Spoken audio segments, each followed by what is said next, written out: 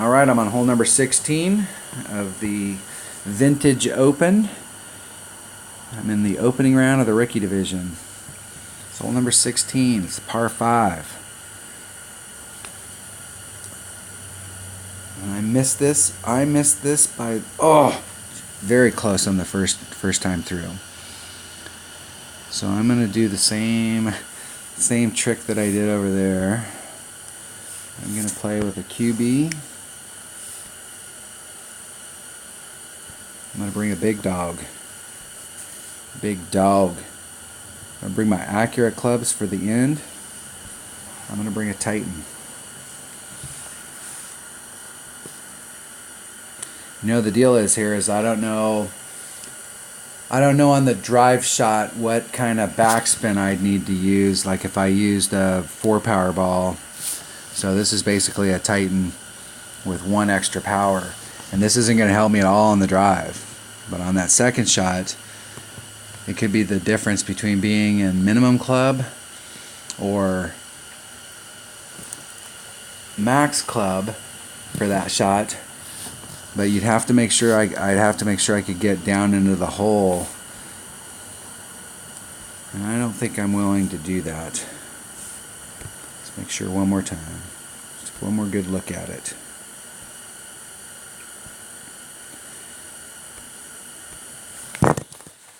QB, and I'm going to use a half a backspin.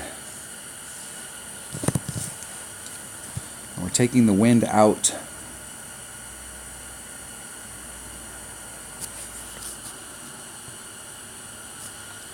So I'm putting in a half a backspin.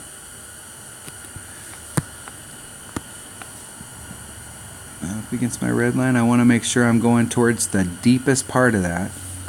It's a 4 wind.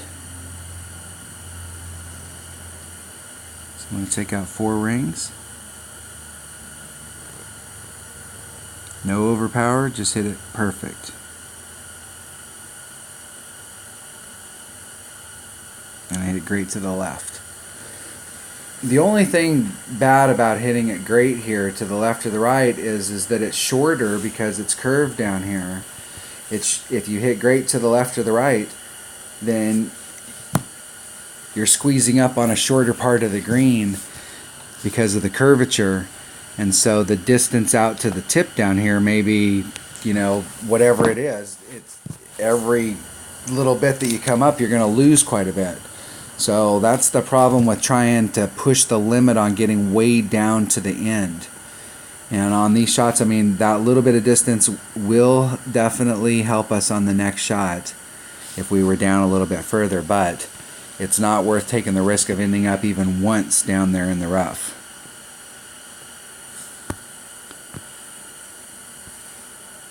So finding that magic number with your club is critical. We got a 4-2.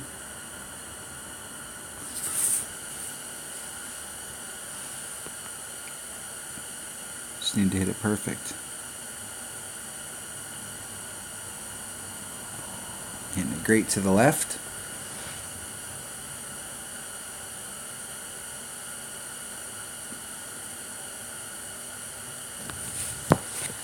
In that situation, it would always be better to hit it great to the right because that's on the pin side. So great to the right, shortening up the distance to the pin. Great to the left is making it longer. And I gave myself plenty of room.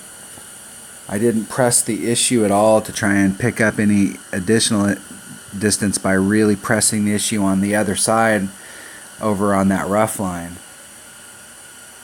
At this point of the game, I would really just like to get up there and give myself the shot. I don't want to end up trying to wrap myself out here in the middle and clip this rough and end up in the rough. And I see a lot of people that do that shot that do that. So there's minimum club. There's maximum club. So where we're at here, I'm kind of an in-between. I'm going to do 1.5 per ring.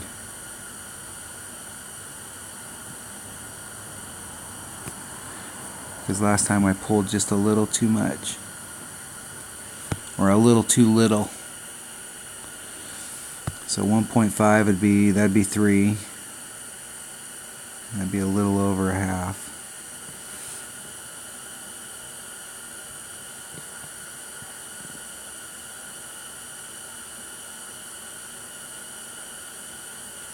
Hitting it perfect. I gave myself a shot at least. I gave myself a shot in the hole. That's what I'm talking about. I picked up my 2 shots. Jeez.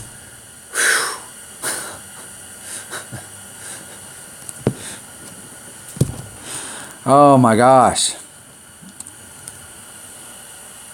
I dropped a shot on the front 9 and I dropped 2 of the par 5s that I should have just got eagles on, and I ended up getting birdies. Ended up with a hole-in-one and a eagle on this hole. Man, that's spectacular.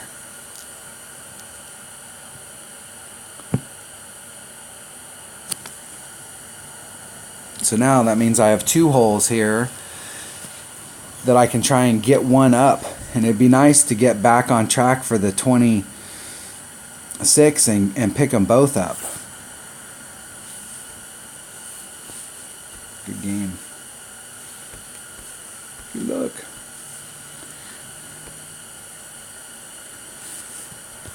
Alright, so I am back on track now. That is awesome. So we have somebody that's already shot a 24 up at the top.